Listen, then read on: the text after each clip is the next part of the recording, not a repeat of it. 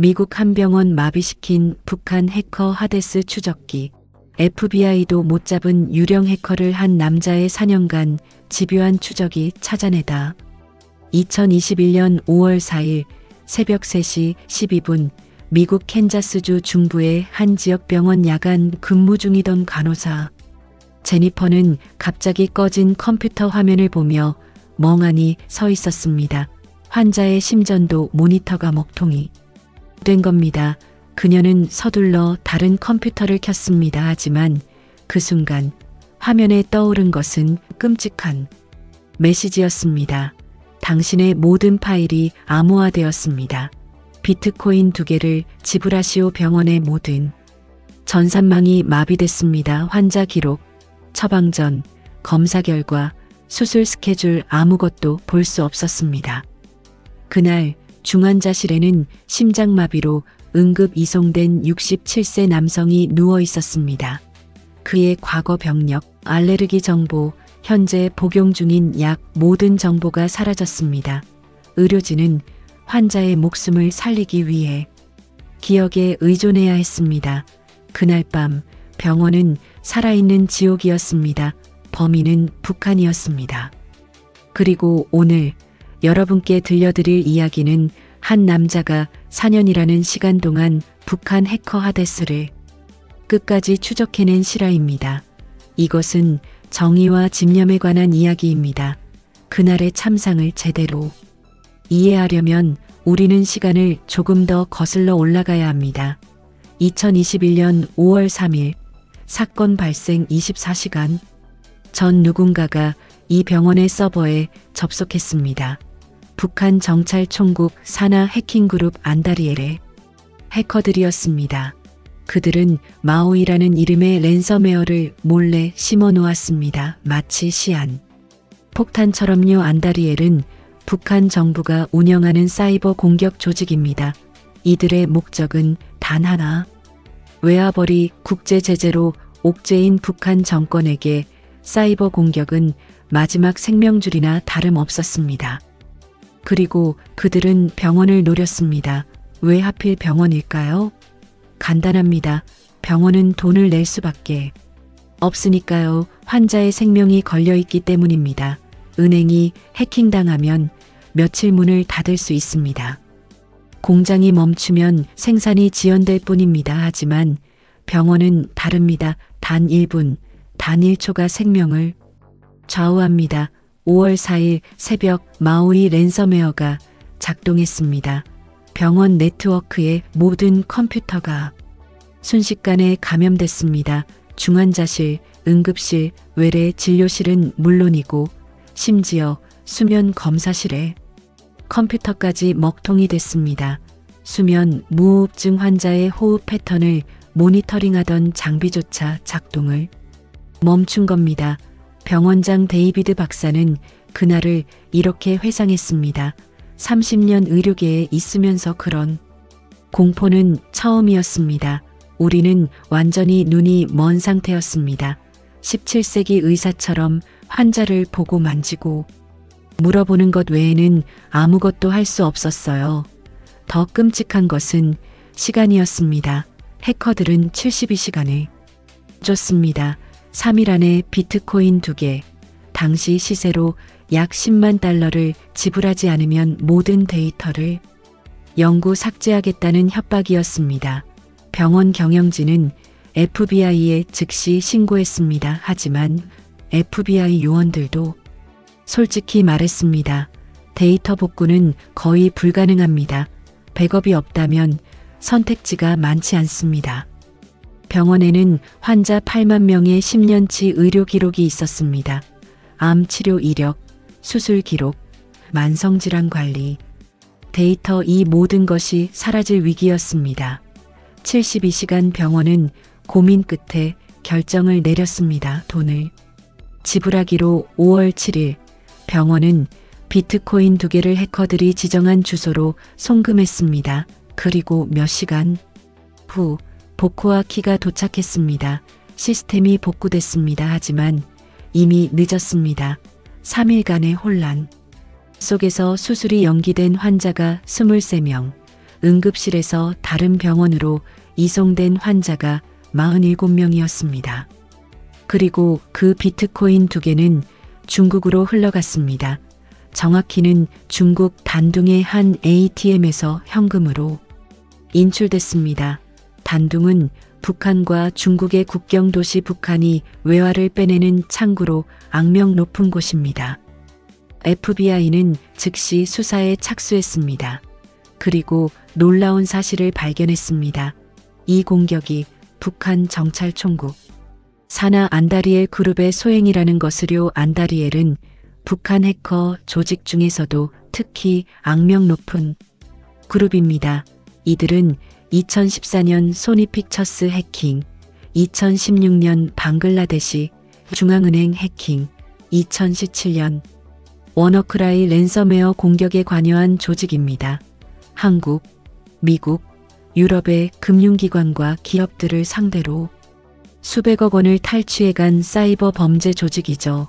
FBI는 몇 달간의 수사 끝에 주범 1명을 특정했습니다.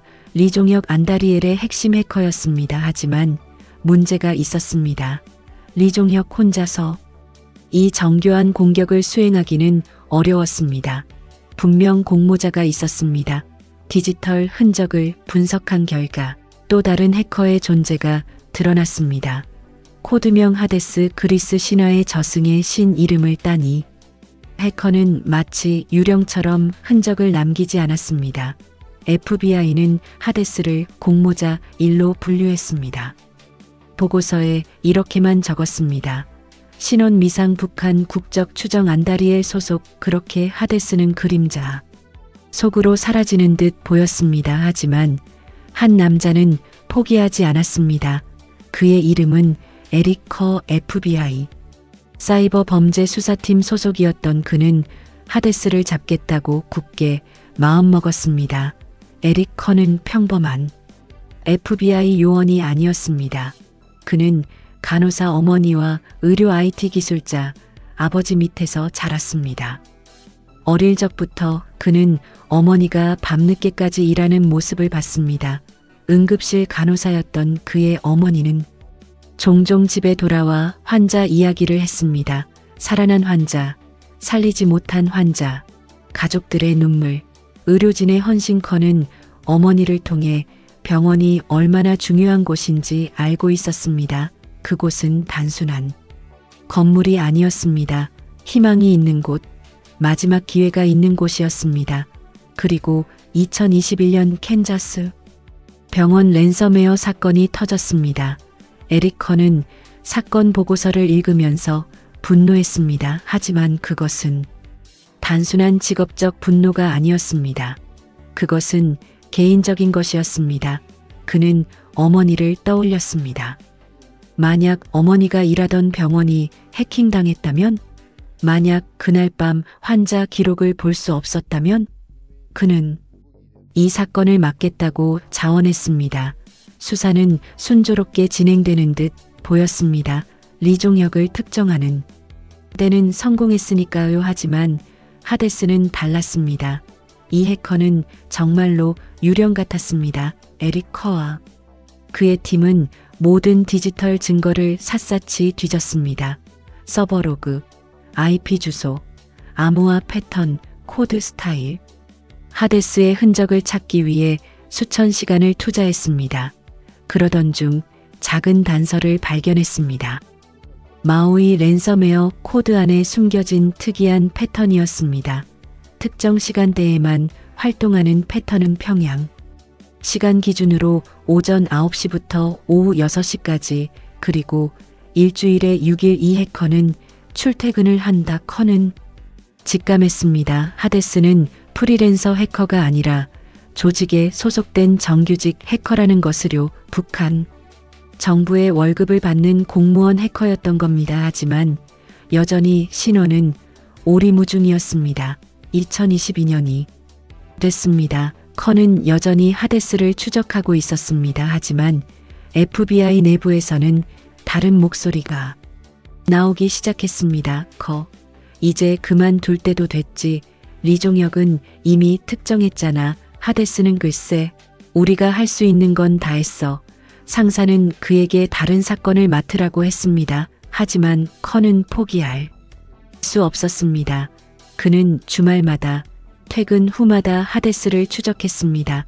공식 수사는 아니었습니다. 그것은 거의 개인적인 집착에 가까웠습니다. 그의 아내는 걱정했습니다. 여보, 당신 건강 해쳐가면서까지 그럴 필요 있어? 이미 주범은 잡았잖아. 하지만 커는 고개를 저었습니다. 아니야. 하데스는 다시 나타날 거야. 그리고 또 누군가를 공격할 거야. 나는 그걸 막고 싶어. 2023년 봄, 커는 큰 결정을 내렸습니다. FBI를 떠나기로 한 겁니다. 20년을 몸담은 조직이었습니다. 하지만 그는 자유가 필요했습니다. FBI의 관료주의와 제약에서 벗어나 자신만의 방식으로 하데스를 추적하고 싶었습니다. 그는 사이버 보안 컨설턴트로 전직했습니다. 표면적으로는요. 하지만 그의 진짜 목표는 하나였습니다. 하데스를 찾아내는 것. 그리고 그는 대담한 계획을 세웠습니다. 2023년 여름 커는 동료이자 친구인 마크와 함께 작전을 짰습니다. 마크는 전직 NSA 요원으로 북한 해커들의 행동 패턴을 누구보다 잘 알고 있었습니다. 그들의 계획은 이랬습니다. 암호화폐 카지노를 개장하는 사업가로 위장해서 북한 해커들을 유인하는 것이었습니다. 왜 카지노냐고? 커가 말했습니다. 간단해. 북한 해커들은 암호화폐와 돈 세탁에 미쳐 있거든. 그들에게 카지노는 꿀단지나 마찬가지야.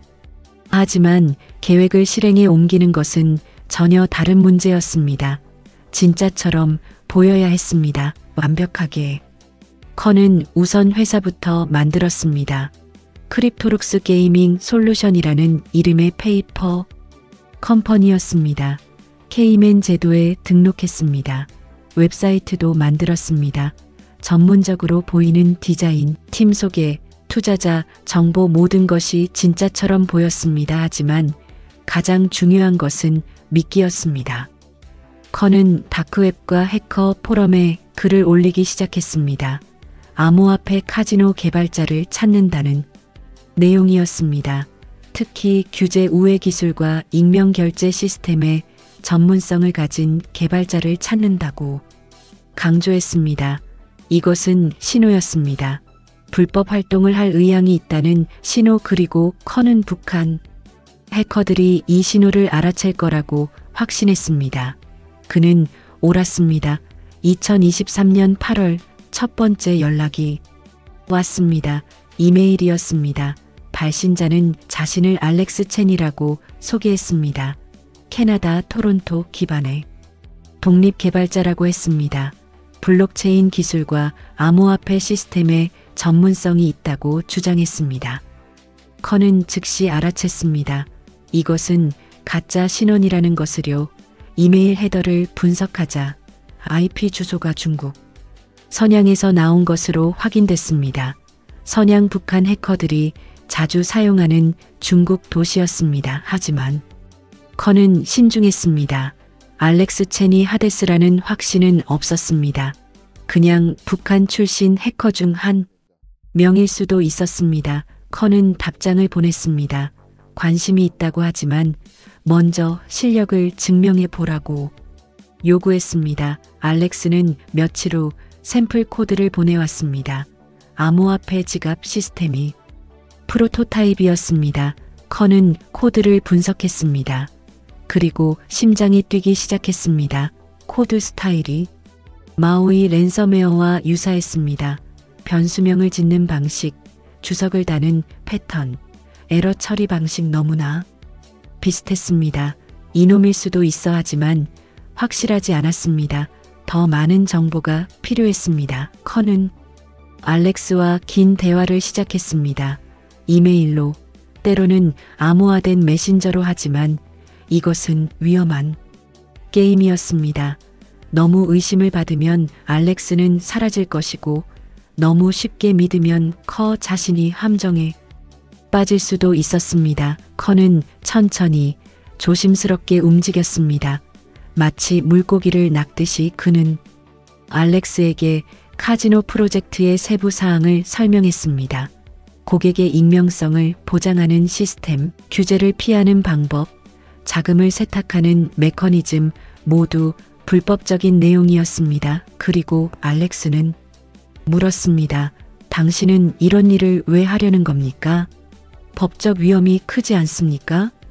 커는 준비된 대답을 했습니다. 돈이죠. 합법 카지노는 규제 때문에 수익이 제한돼 있어요. 하지만 암호화폐 카지노는 다릅니다. 연간 수백만 달러를 벌 수 있죠. 위험? 물론 있습니다. 하지만 그만한 가치가 있어요. 알렉스는 만족한 듯 했습니다. 그리고 흥미로운 제안을 했습니다. 제가 도와드릴 수 있는 게 카지노 시스템만이 아닙니다. 더 수익성 있는 방법도 있어요. 무슨 뜻입니까? 랜섬웨어요. 커는 숨을 멈췄습니다. 알렉스가 먼저 랜섬웨어 얘기를 꺼낸 겁니다. 알렉스는 계속 말했습니다.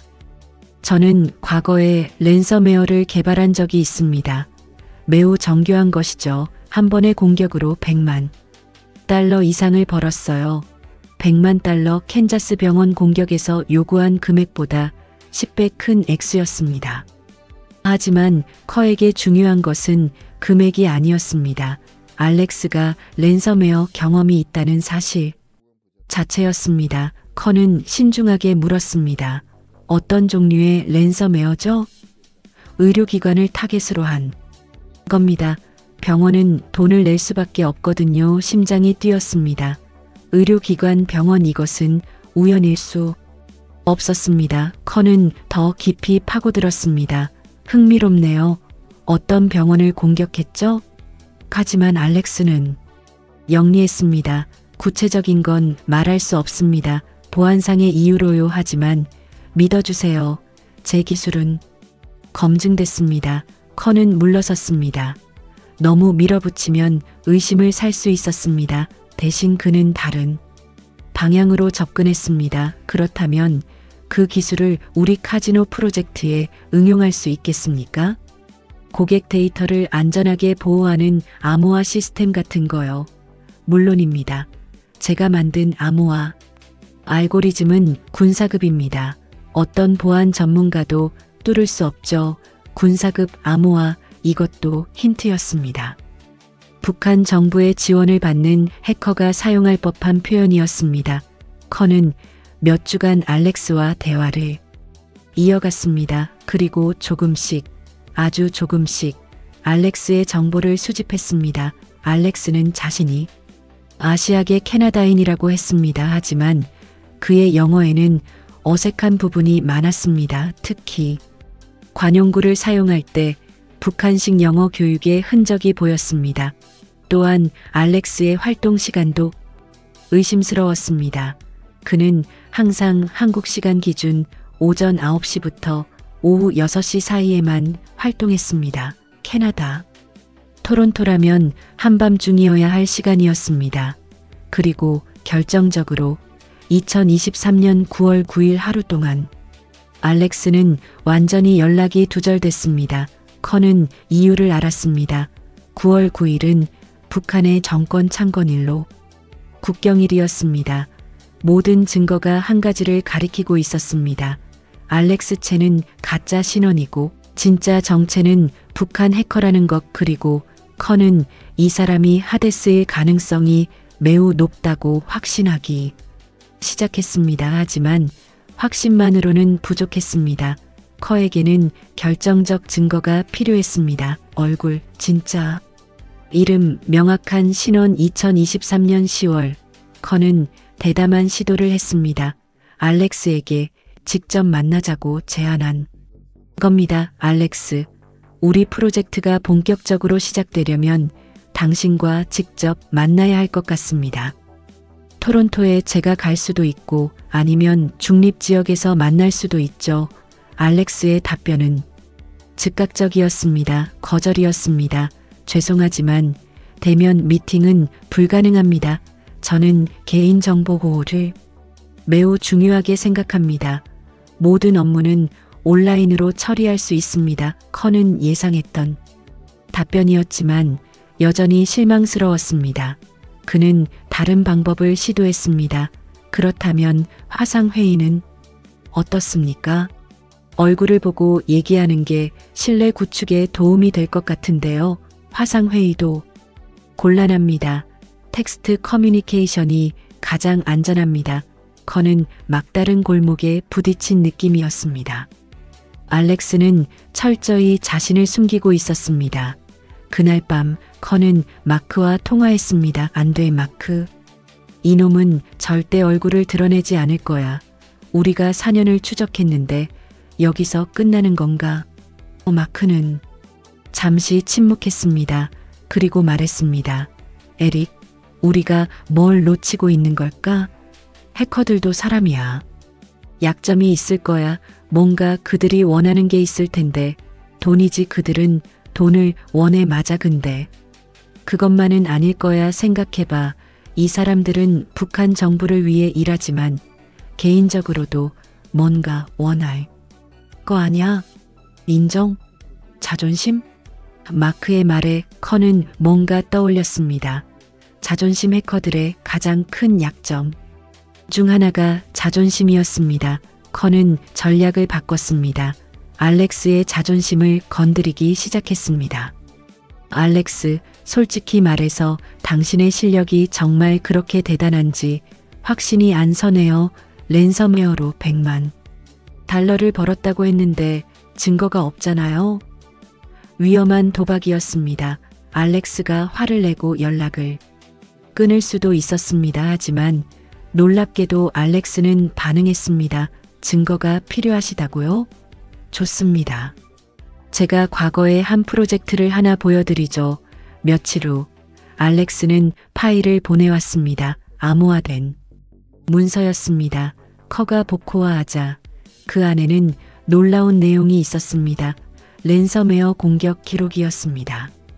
날짜, 타겟, 요구 금액, 결과 상세한 로그였습니다. 그리고 그 중 하나가 커의 눈을 사로잡았습니다. 2021년 5월 4일 미국 캔자스주 지역병원 요구액 10만 달러 상태 성공 심장이 폭발할 것 같았습니다. 이것이었습니다. 결정적 증거하지만 동시에 커는 조심해야 했습니다. 너무 흥분하면 안 됐습니다. 알렉스가 눈치챌 수도 있었으니까요. 커는 냉정하게 답장을 보냈습니다. 인상적이네요. 당신의 실력을 인정합니다. 그렇다면 본격적으로 비즈니스 얘기를 해볼까요? 2023년 11월부터 커는 알렉스와 구체적인 계약 조건을 논의하기 시작했습니다. 돈 세탁 시스템 개발, 납기일 비용. 모든 것이 마치 진짜 사업 협상처럼 진행됐습니다. 그리고 커는 조금씩, 아주 조금씩 알렉스를 편안하게 만들었습니다. 신뢰를 쌓았습니다. 2023년 12월 어느 날 알렉스는 실수를 했습니다. 그날은 평범한 대화였습니다. 커가 시스템 사양에 대해 질문했고 알렉스가 기술적인 답변을 보냈습니다. 하지만 그 답변 속에 작은, 아주 작은 단서가 숨어 있었습니다. 알렉스는 이렇게 썼습니다. 우리 팀의 개발 환경은 우리 팀이라는 표현이었습니다. 커는 즉시 알아챘습니다. 알렉스는 혼자가 아니었습니다. 팀이 있었습니다. 그리고 더 중요한 것은 알렉스가 실수로 이 사실을 드러냈다는 것이었습니다. 커는 기회를 놓치지 않았습니다. 팀이 있으시군요. 그렇다면 더 대규모 프로젝트도 가능하겠네요. 팀 규모가 어떻게 되나요?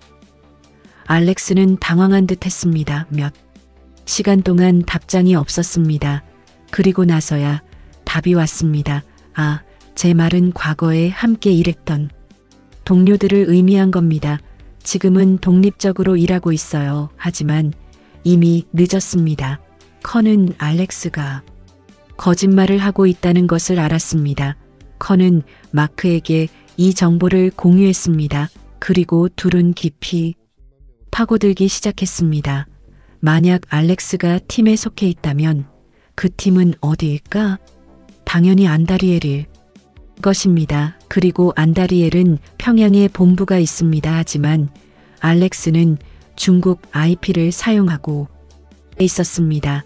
이것은 북한 해커들의 전형적인 패턴이었습니다.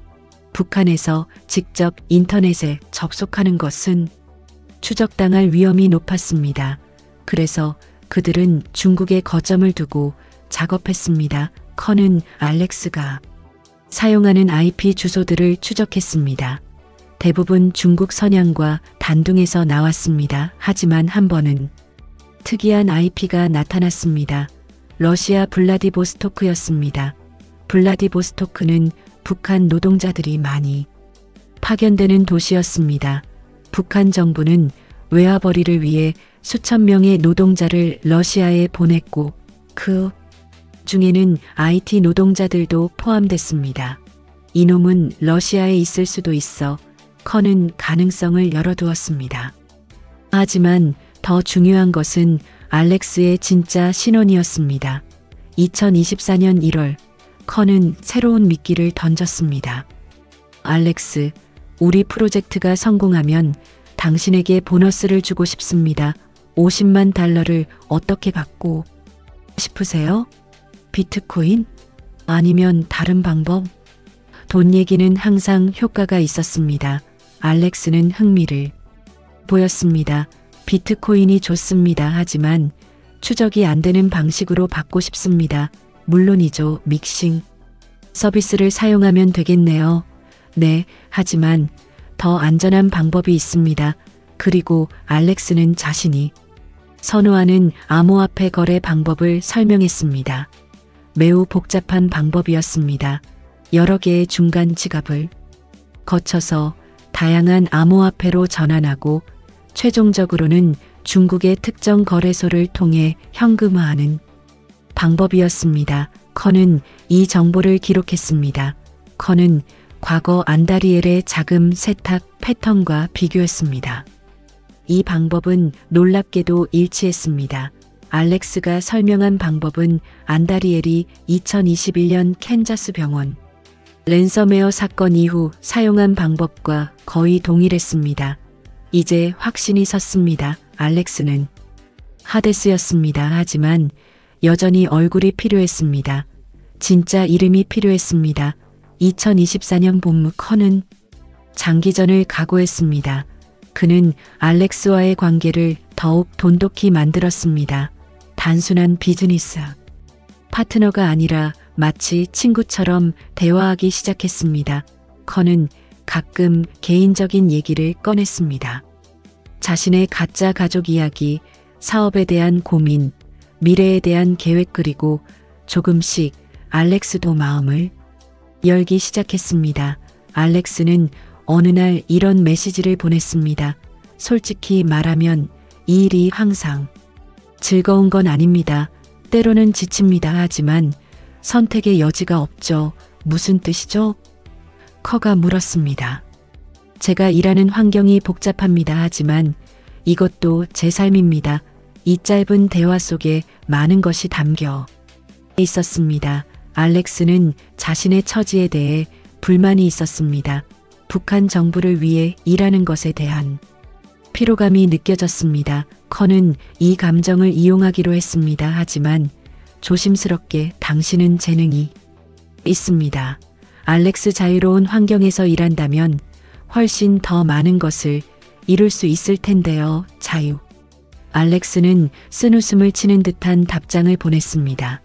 그것은 저에게 허락되지 않은 단어입니다. 커는 더 이상 파고들지 않았습니다. 너무 밀어붙이면 알렉스가 경계할 것이었습니다. 대신 그는 더 큰 프로젝트를 제안했습니다. 알렉스, 제가 투자자들을 설득했습니다. 우리 프로젝트를 확장하기로 했어요. 당신에게 더 큰 역할을 맡기고 싶습니다.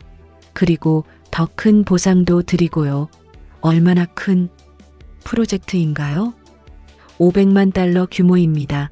그리고 당신의 몫은 100만 달러가 될 겁니다. 100만 달러 북한 해커에게는 상상하기 어려운 큰돈이었습니다. 알렉스는 며칠간 침묵했습니다. 그리고 답장이 왔습니다. 흥미롭습니다. 하지만 이 정도 규모의 프로젝트라면 더 구체적인 논의가 필요할 것 같습니다. 물론입니다. 그래서 제안하는데요. 화상회의를 한번 해보는 게 어떨까요? 얼굴을 볼 필요까지는 없습니다. 카메라를 끄셔도 됩니다. 하지만 음성으로라도 얘기하면 훨씬 효율적일 것 같아서요. 이것은 커의 전략이었습니다. 처음부터 화상회의를 요구하면 거절당할 것입니다. 하지만 큰 돈을 미끼로 그리고 카메라를 끄셔도 된다는 안전장치를 제공하면서 제안하면 알렉스가 받아들일 가능성이 있었습니다. 알렉스는 고민했습니다. 일주일 동안 답이 없었습니다. 그리고 2024년 6월 15일 알렉스의 답장이 왔습니다. 좋습니다. 화상회의를 하죠. 하지만 조건이 있습니다. 저는 카메라를 끄고 음성 변조기를 사용하겠습니다. 그리고 회의는 30분을 넘기지 않습니다. 커는 환호성을 질렀습니다. 드디어 4년을 기다린 순간이 다가오고 있었습니다. 하지만 동시에 긴장했습니다. 이것은 일생일대의 기회였습니다. 실패하면 두 번째 기회는 없을 것입니다. 2024년 7월 3일 화상회의가 예정된 날이었습니다. 커는 모든 준비를 마쳤습니다. 마크와 그의 팀이 대기하고 있었습니다. 그들의 임무는 알렉스가 접속하는 순간 IP를 추적하고 가능하면 시스템에 침투해서 더 많은 정보를 얻는 것이었습니다. 하지만 커는 알고 있었습니다. 북한 해커들은 절대 쉽게 잡히지 않는다는 것을요. 알렉스는 분명 VPN과 여러 보안 장치를 사용할 것입니다. 오후 3시 예정된 시간이었습니다. 커는 화상회의 링크를 클릭했습니다. 심장이 빠르게 뛰었습니다. 잠시 후 알렉스가 접속했습니다. 화면은 검은색이었습니다. 카메라가 꺼져 있었습니다. 안녕하세요. 음성이 들렸습니다. 기계적인 소리였습니다. 음성 변조기를 사용한 것이 분명했습니다. 알렉스, 반갑습니다. 드디어 목소리로 대화하게 되네요. 커는 최대한 자연스럽게 행동했습니다. 프로젝트에 대한 설명을 시작했습니다. 기술적 요구사항, 일정, 보상하지만 커의 진짜 목표는 시간을 끄는 것이었습니다. 마크의 팀이 알렉스의 디지털 흔적을 추적할 시간을 벌기 위해서였습니다. 20분이 지났습니다. 마크가 커에게 메시지를 보냈습니다. IP 추적 성공 중국 선양하지만 VPN 사용 중. 진짜 위치는 확인 불가. 커는 실망했지만 포기하지 않았습니다. 그는 알렉스에게 더 구체적인 질문을 던지기 시작했습니다. 알렉스, 당신의 팀 구성원들도 이 프로젝트에 참여시킬 수 있나요? 잠시 침묵이 흘렀습니다. 그리고 알렉스가 답했습니다. 제 팀은 다른 프로젝트에 투입돼 있습니다.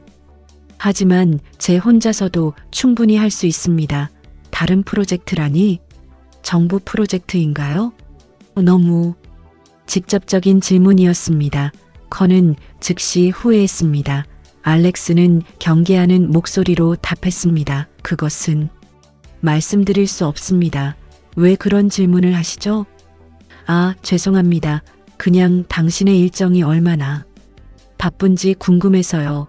우리 프로젝트에 집중할 수 있는 시간이 있으신지. 분위기가 어색해졌습니다. 알렉스는 뭔가 의심하는 듯 했습니다. 시간은 충분합니다. 하지만 회의를 이제 마쳐야 할 것 같습니다. 잠깐만요. 알렉스, 마지막으로 하나만 더 얘기하고 싶은데요. 커는 급하게 말했습니다. 하지만 이미 늦었습니다. 다음에 얘기하죠. 실례하겠습니다. 알렉스가 접속을 끊었습니다. 커는 머리를 감싸 쥐었습니다. 젠장, 내가 너무 밀어붙였어. 마크가 위로했습니다. 괜찮아, 에릭, 우리가 얻은 정보도 있잖아. 음성 샘플을 얻었고 IP 추적도 했고. 하지만 얼굴을 보지 못했어. 진짜. 신원도 확인 못했고 아직 끝난 게 아니야. 알렉스는 아직 프로젝트에 관심이 있어. 다시 연락이 올 거야. 마크의 말이 맞았습니다. 이틀 후 알렉스로부터 이메일이 왔습니다. 지난번 회의에서 제가 너무 예민하게 반응한 것 같습니다. 계속 협의하고 싶습니다. 하지만 개인적인 질문은 삼가주시기 바랍니다. 커는 안도의 한숨을 쉬었습니다. 아직 기회가 남아 있었습니다. 2024년 7월 중순 커는 전략을 수정했습니다. 직접적으로 알렉스를 압박하는 것은 역효과였습니다. 대신 그는 알렉스의 탐욕을 자극하기로 했습니다. 커는 알렉스에게 새로운 제안을 했습니다. 알렉스, 제가 투자자들과 논의한 결과 당신에게 특별한 기회를 드리고 싶습니다. 우리 프로젝트의 공동 창업자가 되는 것은 어떻습니까? 공동 창업자요? 네, 단순히 개발자로 참여하는 게 아니라 회사의 지분을 갖는 겁니다. 5% 지분을 드리겠습니다. 회사가 성공하면 수천만 달러의 가치가 될 겁니다. 이것은 엄청난 제안이었습니다. 북한 해커에게 이런 기회는 평생 오지 않을 일이었습니다. 하지만 커는 함정을 파고 있었습니다. 공동 창업자가 되려면 실명이 필요했습니다. 최소한 법적 서류에 서명을 해야 했습니다. 알렉스는 유혹을 받았습니다. 하지만 동시에 조심스러웠습니다. 흥미로운 제안입니다. 하지만 제게는 복잡한 사정이 있습니다. 공개적으로 제 이름을 드러낼 수 없습니다. 이해합니다. 그렇다면 비밀 계약은 어떻습니까? 공식적으로는 다른 사람 이름으로 하고 실제 지분은 당신이 갖는 거죠. 이런 방식은 암호화폐 업계에서 흔합니다. 알렉스는 고민했습니다. 몇 주간의 대화 끝에 그는 조건부로 동의했습니다. 좋습니다. 하지만 계약서는 제가 검토한 후에 서명하겠습니다. 그리고 모든 절차는 완벽하게 비밀이 보장되어야 합니다. 물론입니다. 커는 가짜 계약서를 준비했습니다. 하지만 그 계약서에는 특별한 장치가 숨어 있었습니다. PDF 파일 안에 추적 코드가 심어져 있었습니다. 알렉스가 그 파일을 열면 커는 알렉스의 시스템 정보를 얻을 수 있었습니다. 2024년 8월 10일 커는 계약서를 알렉스에게 보냈습니다. 그리고 3일 후 추적 코드가 작동했습니다. 알렉스가 파일을 열었습니다. 마크팀은 즉시 분석에 들어갔습니다. 그리고 놀라운 정보를 얻었습니다. 알렉스가 사용하는 컴퓨터의 시스템 언어는 한국어였습니다. 정확히는 북한에서 사용하는 한국어 버전이었습니다. 또한 그 컴퓨터에는 북한에서만 사용되는 특정 소프트웨어가 설치돼 있었습니다.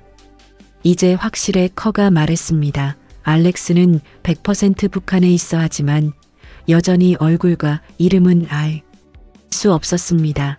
2024년 9월 커는 최후의 승부수를 던졌습니다. 그는 알렉스에게 긴급한 메시지를 보냈습니다. 알렉스, 큰일 났습니다. 투자자 중 한 명이 FBI 수사를 받고 있습니다. 우리 프로젝트도 조사받을 가능성이 있습니다. 당장 모든 자금을 인출해야 합니다. 이것은 공포를 조장하는 전술이었습니다. 알렉스를 당황하게 만들어서 실수를 유도하는 것이었습니다. 알렉스는 즉시 반응했습니다. 무슨 말입니까? 얼마나 심각한 상황인가요? 매우 심각합니다. 최악의 경우 우리 모두 체포될 수도 있습니다. 당신도 조심해야 합니다. 저는 안전합니다. 제 위치를 찾을 수 없을 테니까요. 그래도 조심하세요. FBI는 생각보다 집요합니다. 당신도 아시잖아요. 그들이 얼마나 끈질긴지. 이 순간 커는 미묘한 암시를 던졌습니다. 당신도 아시잖아요 라는 표현. 이것은 알렉스가 과거에 FBI 수사를 받았을 가능성을 암시하는 것이었습니다. 알렉스는 긴장한 듯 했습니다. 제가 아는 게 뭐가 있겠습니까? 캔자스 병원 사건 말입니다. 침묵이 흘렀습니다. 길고 무거운 침묵이었습니다. 커는 카드를 다 공개했습니다. 더 이상 숨길 것이 없었습니다. 알렉스, 아니 하데스. 저는 당신이 누군지 압니다. 당신이 2021년 캔자스 병원을 공격했다는 것도 알고 있습니다. 그리고 저는 FBI가 아닙니다. 전직 FBI였죠. 지금은 개인 자격으로 당신을 추적하고 있습니다. 몇 분간 아무 답장도 오지 않았습니다. 커는 알렉스가 연락을 끊을 것이라고 생각했습니다. 4년간의 추적이 이렇게 끝나는 것일까? 하지만 놀랍게도 알렉스의 답장이 왔습니다. 당신은 대체 뭘 원하는 겁니까? 당신의 진짜 모습을 보고 싶습니다. 얼굴을 보고 싶습니다. 그것뿐입니다. 그게 전부라고요? 저를 체포하려는 게 아니고 저는 이미 FBI를 떠났습니다. 법적 권한도 없습니다. 단지 저는 4년 동안 당신을 쫓았습니다. 제 간호사였던 어머니 때문에 병원 공격이 제게는 개인적인 일입니다. 저는 그냥 당신이 누구인지 알고 싶습니다. 그게 전부입니다. 또다시 침묵이었습니다. 그리고 알렉스가 아니 하데스가 답했습니다. 당신은 미친 사람입니다. 4년 동안 저를 쫓다니 왜죠? 저는 그냥 명령을 따랐을 뿐입니다. 명령이라고요? 그 명령 때문에 사람들이 고통받았습니다. 저도 압니다. 하지만 제게 선택권이 있었다고 생각하십니까? 저는 태어날 때부터 이 길을 걸어야 했습니다. 북한에서 컴퓨터 재능이 있으면 정부가 데려갑니다. 거부할 수 없습니다. 가족이 인질입니다. 이 순간 커는 하데스의 목소리에서 진짜 감정을 느꼈습니다. 분노도 적대감도 아닌 피로와 체념이었습니다. 그렇다면 왜 계속하는 겁니까? 커가 물었습니다. 살기 위해서입니다. 제가 멈추면 제 가족이 위험해집니다. 이것이 제 삶입니다. 커는 잠시 말을 잃었습니다. 그는 4년 동안 하데스를 악마처럼 생각했습니다. 하지만 지금 그가 듣는 것은 악마의 목소리가 아니었습니다. 그것은 갇힌 사람의 목소리였습니다. 하지만 커는 자신을 다잡았습니다. 동정심을 가질 수 없었습니다. 하데스가 어떤 사정이 있든 그가 한 일은 범죄였습니다. 그렇다면 제 부탁을 들어주십시오. 한 번만 카메라를 켜주십시오. 1분만요.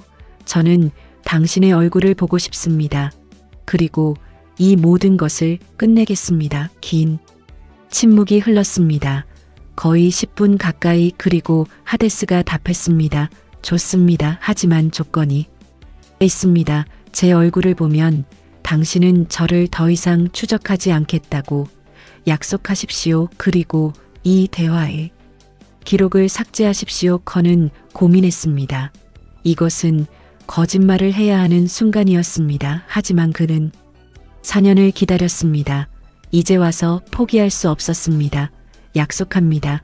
내일 같은 시간에 화상회의를 하겠습니다. 그때 카메라를 켜겠습니다. 1분만요. 2024년 9월 27일 운명의 날이 밝았습니다. 에릭 커는 새벽까지 잠을 이루지 못했습니다. 그의 아내가 물었습니다. 여보, 괜찮아? 얼굴이 안 좋아 보여. 오늘이 마지막 날이야. 4년을 기다렸어. 그래도 조심해. 함정일 수도 있어. 커도 그 가능성을 생각했습니다. 하데스가 마지막 순간에 배신할 수도 있었습니다. 아니면 가짜 얼굴을 보여줄 수도 있었습니다. 하지만 커는 직감적으로 느꼈습니다. 하데스는 진짜로 나타날 것이라고. 오후 3시가 다가왔습니다. 커는 마크와 그의 팀과 함께 준비했습니다. 화면 녹화 프로그램을 켰습니다. 백업 장치도 준비했습니다. 이 순간을 놓칠 수 없었습니다. 3시 정각화상 회의 링크를 클릭했습니다. 잠시 후 하데스가 접속했습니다. 화면은 여전히 검은색이었습니다. 카메라가 꺼져 있었습니다. 안녕하십니까? 하데스의 음성 변조된 목소리가 들렸습니다. 왔군요. 커가 말했습니다. 목소리가 떨렸습니다. 약속을 지키러 왔습니다. 하지만 그 전에 한 가지 물어보고 싶습니다. 무엇입니까? 당신은 저를 잡아서 뭘 하려는 겁니까? 복수인가요? 정의인가요? 커는 잠시 생각했습니다. 그리고 솔직하게 답했습니다. 처음에는 복수였습니다. 당신이 병원을 공격했을 때 저는 분노했습니다. 하지만 지금은 저도 잘 모르겠습니다. 아마도 마무리를 짓고 싶은 것 같습니다. 이 모든 것을 마무리 하데스가 중얼거렸습니다. 저도 마무리가 필요합니다. 그리고 잠시 후 하데스가 말했습니다. 카메라를 켭니다. 1분입니다. 커의 심장이 폭발할 것 같았습니다. 화면이 켜졌습니다. 그곳에 한 남자의 얼굴이 나타났습니다. 30대 초반으로 보이는 동양인 남성이었습니다. 안경을 쓰고 있었고 머리는 짧게 깎았습니다. 평범한 얼굴이었습니다. 길거리에서 마주쳐도 기억하지 못할 만큼 평범하지만 그의 눈은 달랐습니다. 깊은 피로와 슬픔이 담겨 있었습니다. 제 이름은 김민철입니다. 하데스가 말했습니다. 음성 변조기를 껐습니다. 진짜 목소리였습니다. 평양에서 태어났고 15살에 정부 해킹 학교에 선발됐습니다. 지난 15년간 정부를 위해 일했습니다.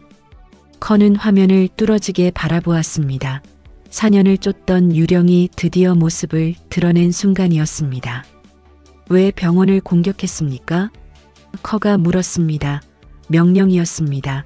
상부에서 미국 의료시설을 타겟으로 하라고 했습니다.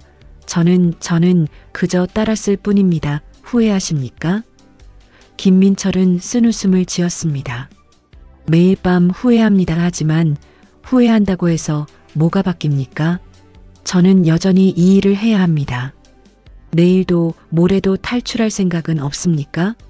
탈출? 김민철이 고개를 저었습니다. 불가능합니다. 제 가족이 평양에 있습니다. 제가 배신하면 그들이 수용소로 갑니다.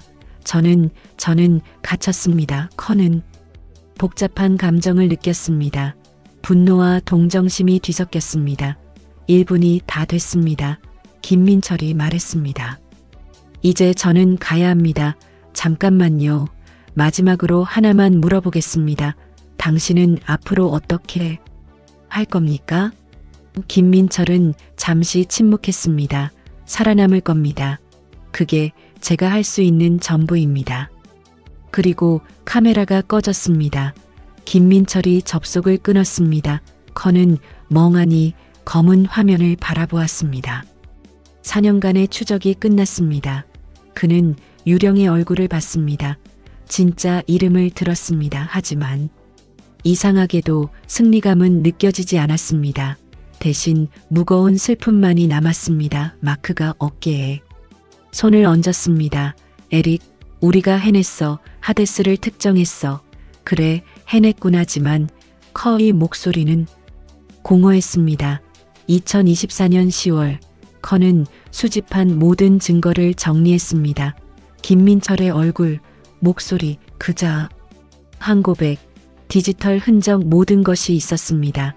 이제 이것을 공개할 때였습니다. 하지만 커는 고민했습니다. 약속을 어기는 것이었습니다. 김민철에게 더 이상 추적하지 않겠다고 약속했는데 이제 그의 정보를 전 세계에 공개하는 것이었습니다. 커는 아내와 긴 대화를 나눴습니다. 여보, 나는 뭘 해야 할까? 약속을 지켜야 할까? 아니면 정의를 따라야 할까? 아내는 커의 손을 잡았습니다. 당신이 4년 동안 무엇을 위해 싸웠는지 생각해봐. 병원에서 고통받은 사람들을 위해서였잖아. 그들에게 정의가 필요해. 커는 고개를 끄덕였습니다. 그는 FBI에 연락했습니다. 옛 동료들에게 증거를 넘겼습니다. 그리고 워싱턴 DC에서 열리는 사이버 보안 컨퍼런스에서 발표하기로 했습니다. 2024년 10월 20일 그날이 왔습니다. 컨은 무대에 섰습니다. 수백 명의 사이버 보안 전문가, FBI, 요원, 기자들이 그를 바라보았습니다. 여러분, 오늘 저는 4년간의 수사 결과를 공개하고자 합니다. 컨은 김민철의 사진을 공개했습니다. 화면에 그의 얼굴이 떠올랐습니다. 장래가 술렁였습니다. 이 사람은 코드명 하데스로 알려진 북한 해커 김민철입니다. 그는 2021년 캔자스 병원 랜섬웨어 공격의 공모자이며 안다리엘 조직의 핵심 멤버입니다. 컨은 모든 증거를 제시했습니다. 대화 기록, 코드 분석, 추적 과정 4년간의 여정을 설명했습니다. 발표가 끝나자 박수가 터져 나왔습니다. 하지만 에릭 컨은 복잡한 표정이었습니다. 발표 후 한 기자가 질문했습니다. 요원님, 김민철을 체포할 계획은 있습니까? 컨은 고개를 저었습니다. 저는 이미 FBI를 떠났습니다. 법적 권한이 없습니다. 하지만 FBI가 이 정보를 토대로 수사할 것이라고 믿습니다. 김민철은 북한에 있습니다. 체포는 현실적으로 어렵습니다. 그렇다면 이 발표의 목적은 무엇입니까? 컨은 잠시 생각했습니다. 그리고 답했습니다. 경고입니다. 북한 해커들에게, 그리고 세상에 우리는 당신들을 찾을 수 있습니다. 숨을 수 있지만 영원히 숨을 수는 없습니다. 언젠가는 당신들의 얼굴이 밝혀질 것입니다. 그날 밤 컨은 호텔방에서 혼자 앉아 있었습니다. 그의 휴대폰에 익명의 메시지가 도착했습니다. 당신은 약속을 지키지 않았습니다. 김민철이었습니다. 컨은 답장을 보냈습니다. 미안합니다. 하지만 이것이 제가 할 수 있는 일이었습니다. 몇 분 후 김민철의 답장이 왔습니다. 저도 압니다. 당신이 그럴 줄 알았습니다. 어쩌면 저는 그걸 원했는지도 모릅니다. 누군가 제 얼굴을 세상에 보여주기를, 저도 존재한다는 것을 증명하기를. 당신은 어떻게 될 겁니까? 모르겠습니다. 아마도 처벌받을 겁니다. 아마도 더 깊은 곳으로 숨겨질 겁니다. 하지만 그게 중요합니까? 저는 이미 오래전에 죽었습니다. 탈출하십시오. 도와드릴 수 있습니다. 긴 침묵이 흘렀습니다. 고맙습니다. 하지만 저는 갈 곳이 없습니다. 제 가족이 여기 있습니다. 저는 여기에 남겠습니다. 그것이 김민철의 마지막 메시지였습니다. 2025년 초 커의 발표는 전 세계적으로 큰 반향을 일으켰습니다. FBI는 김민철을 공식적으로 수배했습니다. 하지만 모두가 알고 있었습니다. 그를 체포하는 것은 거의 불가능하다는 것을요. 북한 정부는 예상대로 모든 것을 부인했습니다. 제국주의자들의 날조라고 주장했습니다. 하지만 사이버 보안 업계에서는 커의 업적을 인정했습니다. 4년간의 끈질긴 추적 끝에 유령 같던 해커의 정체를 밝혀낸 것은 역사적인 성과였습니다. 어느 날 커는 캔자스에 있는 그 병원을 방문했습니다. 병원장 데이비드 박사가 그를 맞이했습니다.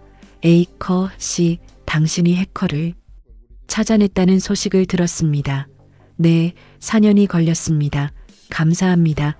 우리 병원은 그날 이후 많이 변했습니다. 보안을 강화했고 백업 시스템도 구축했습니다. 다시는 그런 일이 일어나지 않도록. 커는 병원을 둘러보았습니다. 복도를 지나는 간호사들, 진료받는 환자들, 모든 것이 평화로워 보였습니다. 하지만 커는 알고 있었습니다. 이것은 끝이 아니라는 것을요. 김민철은 한 명일 뿐이었습니다. 북한에는 수천 명의 해커들이 있었습니다. 그들은 지금 이 순간에도 어딘가를 공격하고 있었습니다. 병원을 나서면서 커는 하늘을 올려다보았습니다. 이 싸움은 끝나지 않았어. 그가 중얼거렸습니다. 하지만 최소한 하나의 얼굴은 밝혀냈어. 그들도 인간이라는 것을 증명했어. 그리고 인간이라면 찾을 수 있어. 그날 밤 커는 집으로 돌아와 아내와 함께 저녁을 먹었습니다. 이제 끝났어? 아내가 물었습니다. 커는 미소 지었습니다. 아니, 시작일 뿐이야. 커의 이야기가 끝난 후 전 세계 사이버 보안 전문가들은 경고의 목소리를 높였습니다. 북한 해커들은 더 이상 먼 나라의 문제가 아니었습니다. 그들은 지금 이 순간에도 활동하고 있었습니다. 2024년 한 해 동안만 북한 해커들은 전 세계에서 약 8억 달러를 벌어들인 것으로 추정됩니다. 그 돈은 북한의 핵무기 개발과 미사일 프로그램에 사용됐습니다. 더 무서운 것은 그들의 전략이었습니다. 과거에는 단순히 돈을 훔치는 것이 목표였습니다. 하지만 이제는 다릅니다. 그들은 기업과 정부의 침투해서 일자리를 얻고 있습니다. 가짜 신원으로, 가짜 이력서로 리모트 워크 시대. 이것은 북한 해커들에게 축복이었습니다. 한 보안 전문가는 이렇게 말했습니다. 당신 회사의 IT 개발자 중에 북한 해커가 있을 수 있습니다. 당신은 그의 얼굴조차 본 적이 없을 겁니다. 하지만 그는 매일 당신의 서버에 접속하고 있습니다.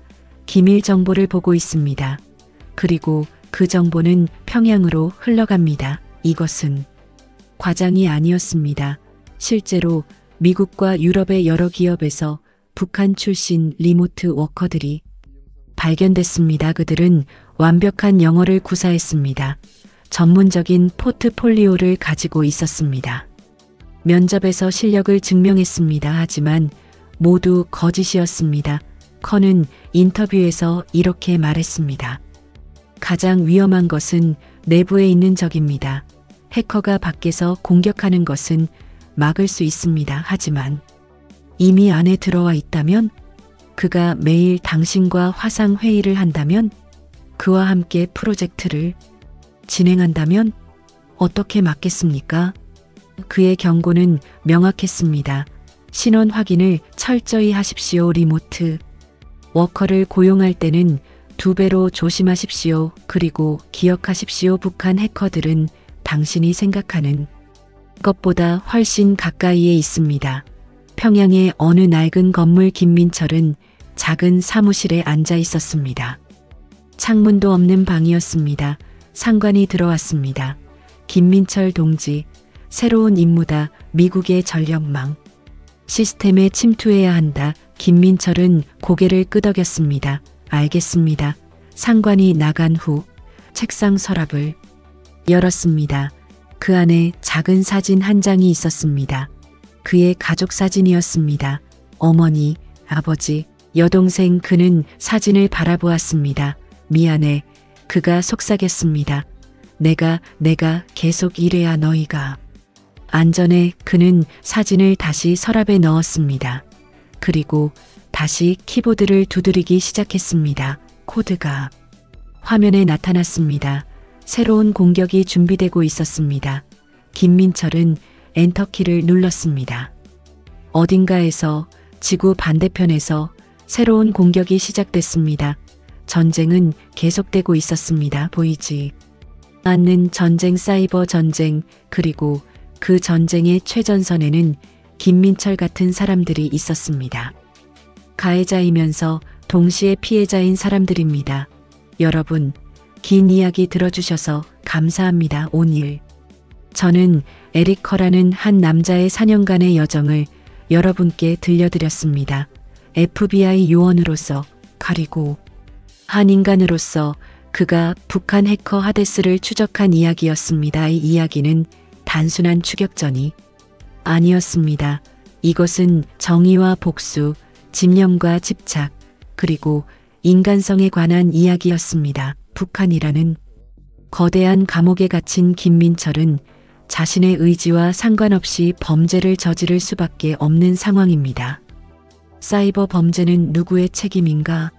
명령을 내린 정부인가? 아니면 그 명령을 실행한 개인인가? 그리고 더 중요한 질문, 우리는 어떻게 이 보이지 않는 전쟁에서 우리 자신을 지킬 것인가입니다. 에릭 커의 경고를 기억하십시오. 북한 해커들은 멀리 있지 않습니다. 그들은 가까이에 있습니다.